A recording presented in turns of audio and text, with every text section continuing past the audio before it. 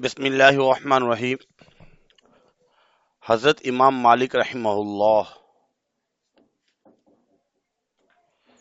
ان کے بارے میں ایک ہمارے پاس اسلامیات 11ویں جماعت میں چیپٹر نمبر 4 میں ہدایت کے سرچشمے اور مشاہیر اسلام، اس میں نمبر 3 میں لکھا ہوا ہے حضرت امام مالک رحمہ اللہ رحمۃ اللہ علیہ۔ اس کا ایک تفصیلی سوال ہے، اس میں یہ بات پوچھی جا سکتی ہے کہ امام مالک رحمہ اللہ کی زندگی اور دینی خدمات پر ایک تفصیلی مضمون لکھیں۔ نوٹ یا مضمون اس طرح کر کے پیپر میں آ سکتا ہے جی۔ امام ابو حنیفہ کا، امام جعفر رحمہ اللہ، امام مالک رحمہ اللہ، امام شافعی، امام احمد بن حنبل، ان کے بارے میں نوٹ لازمی آئے گا، اس لیے ان کو پڑھنا سمجھنا بہت ضروری ہے۔ امام مالک رحمہ اللہ کا نام مالک بن انس اور کنیت ابو عبداللہ تھی۔ آپ کے پردادا ابو عامر صحابی تھے۔ امام صاحب 93 ہجری میں پیدا ہوئے۔ امام صاحب کبھی مدینہ منورہ سے باہر نہیں گئے۔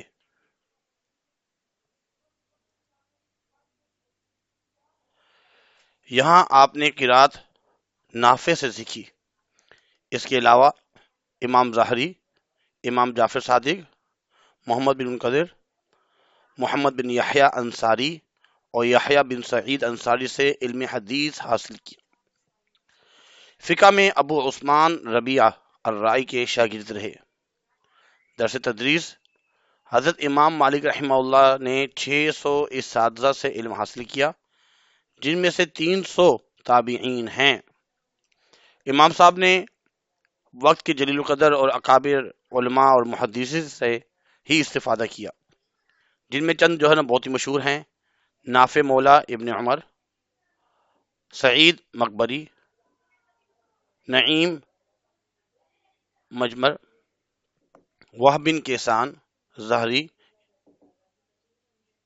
ابن منقدر، عبداللہ بن دینار، ایوب سختیانی، ابو زناد اور ربیع الرائے جیسے علماء کرام مدینہ کے علماء ہیں اکثر۔ امام صاحب کے تلامذہ میں امام شافعی بھی ان کے شاگرد ہیں، سفیان ثوری، ابن عیینہ، شعبہ، یحییٰ انصاری، یحییٰ قطان، ابن مہدی، ابن مبارک جیسے جلیل القدر ائمہ، محدثین اور فقہا کی ایک طویل فہرست کتب تراجم میں موجود ہے۔ تصنیف و تالیف: ان کی شورا آفاق جو تصنیف ہے وہ ہے موطا امام مالک۔ آپ نے اس کے علاوہ بہت سے رسائل بھی تعریف کی فرمائے۔ موطا امام مالک کتب حدیث نے اعلیٰ منزلت میں فائز ہے۔ بالکل ابتدائی مصادر حدیث میں سے ہے۔ فقہ و حدیث کی پہلی جامع کتاب ہے۔ امام شافعی رحمہ اللہ فرمایا کرتے تھے، روئے زمین پر موطا سے صحیح ترین کتاب موجود نہیں ہے۔ سیرت و کردار: امام مالک رحمہ اللہ صاحب کردار آدمی تھے۔ حق کے لیے ہر قسم کی مشکلات اٹھانے کے لیے تیار تھے۔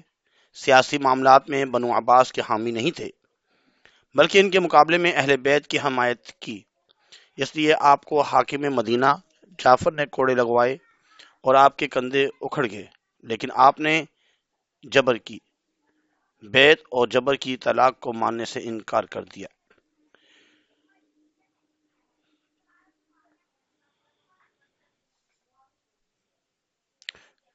جبر کی بیعت کو ماننے سے انکار کر دیا۔ فقہی خدمات: امام صاحب کو فقہ کے ائمہ میں بلند مقام حاصل ہے۔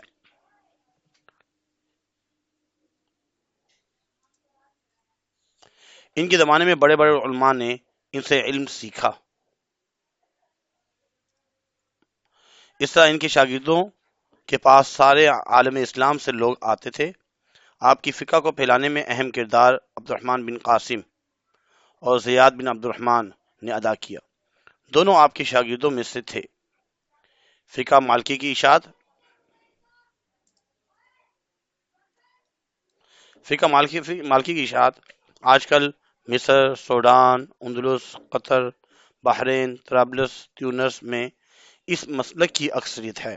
وفات: امام مالک رحمہ اللہ 86 سال کی عمر میں 179 ہجری میں اس دار فانی سے رخصت ہوئے۔ یہ خلیفہ ہارون رشید کا زمانہ تھا۔ مدینہ کے والی عبدالرحمن بن محمد بن ابراہیم عباسی تھے۔ انہوں نے امام صاحب کا جنازہ مسجد نبوی میں پڑھایا اور آپ کی مسجد نبوی سے ملحق جنت البقیع میں آپ کو سپرد خاک کیا گیا۔ مختصر سوالات: حضرت امام مالک رحمہ اللہ کے اساتذہ اور شاگردوں کے بارے میں آپ کیا جانتے ہیں؟ ایک سوال یہ ہے۔ حضرت امام مالک رحمہ اللہ نے 600 اساتذہ سے علم حاصل کیا، 300 تابعین ہیں۔ جلیل القدر، اب ان کے نام لیے گئے۔ امام مالک رحمہ اللہ کی کتاب کا نام شرافہ کتاب جو ہے موطا امام مالک، یہ بھی بتا دیا گیا بھی۔